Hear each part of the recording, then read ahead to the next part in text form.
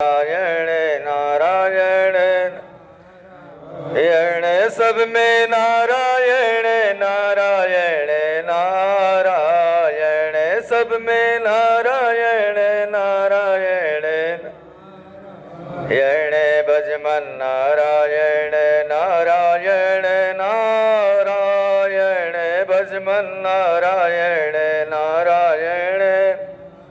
बोलो विष्णु भगवान की, गरुड़ जी महाराज की, धर्म भगवान की।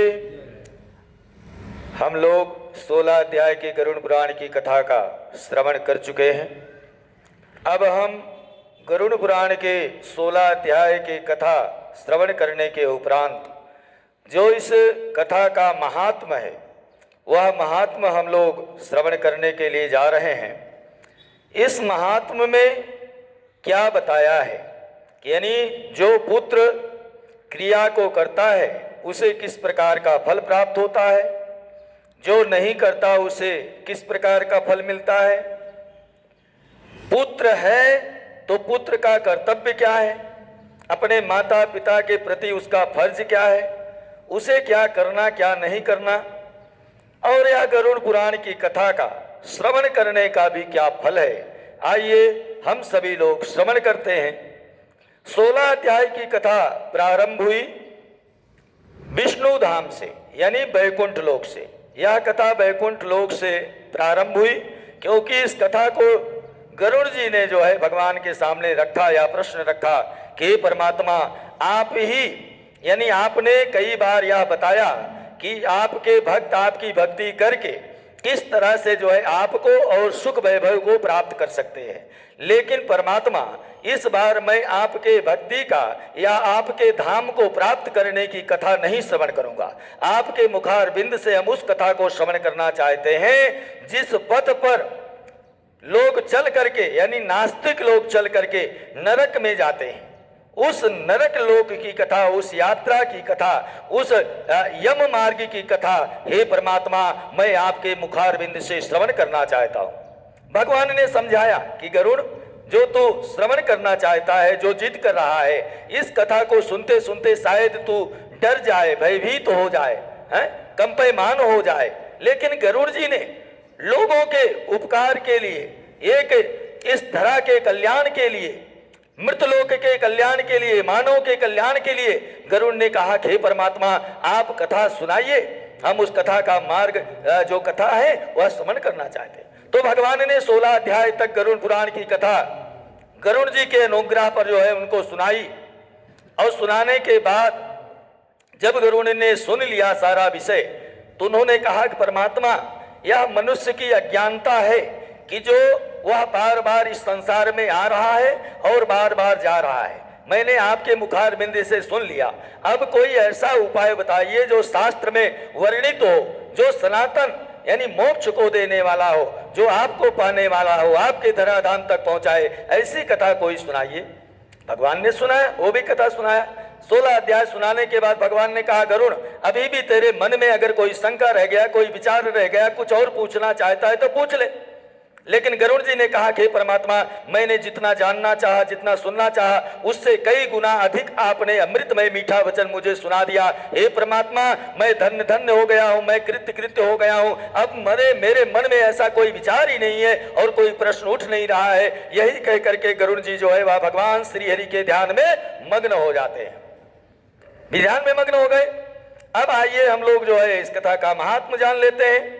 कथा का महात्म्य ऐसा है, श्री भगवान वाचो इति ख्यातम मया त्रक्षम सर्वमेवैर्दैकम दस्याभ्यंतरे श्रुत्वा सर्व पापे प्रमुच्यते इदं चायायुष्य कर्मा पितृमुक्ति प्रदायकम पुत्रवांक्षिम तदं चैवा परत्रेहं सुखं प्रदा इदं कर्मा न कुर्वन्ति ये नास्तिक नराधमा अतेषं जलं पेयम् स्यास्ते सुरतुल्यान संशय देवता पितरश्चैव नैव पश्यन्ति तद्गृहम् अभवन्ति तेषां कोपेन पुत्र पौत्रस्य दुर्गतः ब्राह्मणं क्षत्रिय वैश्यं शूद्रं चैव तरेऽपि च अते चंडाल समागे या सर्वे प्रेत क्रिया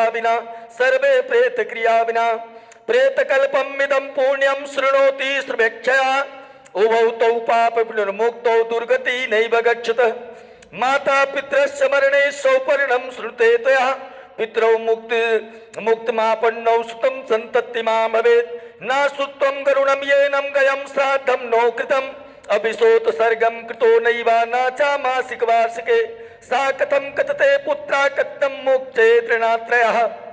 श्री भगवान ने कहा गरुण, श्री भगवान बोले कि गरुण, इस तरह से मैंने तुम्हें सब अर्धदैविक कर्म बताया, यानी मृत्यु यहाँ होती है, कल्याण का काम यहाँ होता है, उद्धार वैकुंठ लोक में यानी उस लोक में होता है, यानी पुत्र क्रिया यहाँ करता है और उस क्रिया का फल माता पिता को वहां प्राप्त होता है।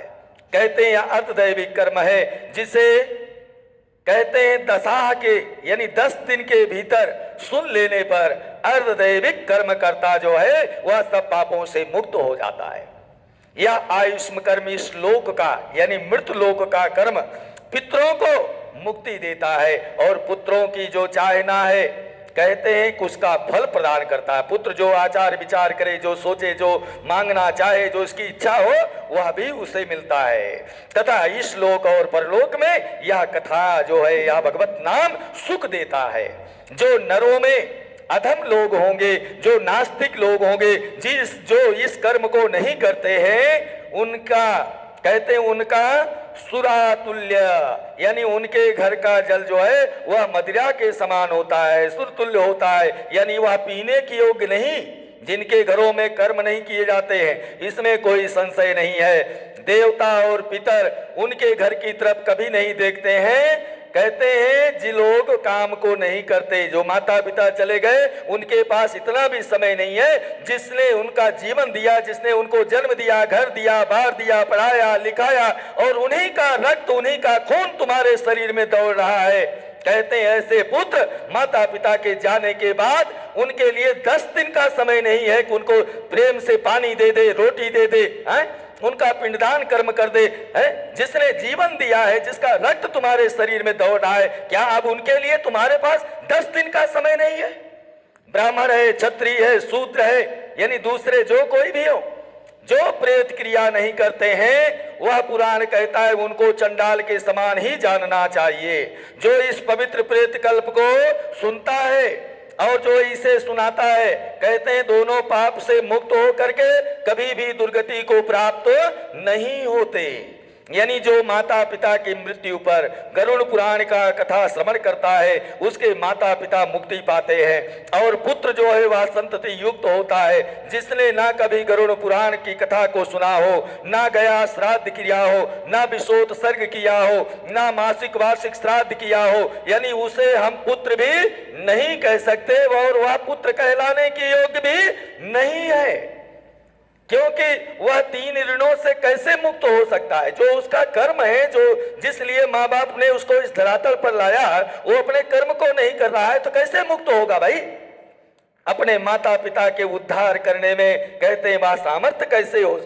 नहीं, पुत्र कहलाने की योग नहीं। मातरम पितरम चैवम कथम तारवितुक्षमम् अतत्सर्वं प्रयत्नेना सोताभ्यं गरुणं किमः धर्मयर्तो काममोक्ष क्षणं दायकं दुःखनाशकं पुराणं गरुणं पुण्यं पवित्रं पापनाशनम् शृणुत्वं कामनापूरं सोताभ्यं सर्वदैव हि ब्राह्मणो लाभते विद्या। क्या कह रहा है भगवान का वचन?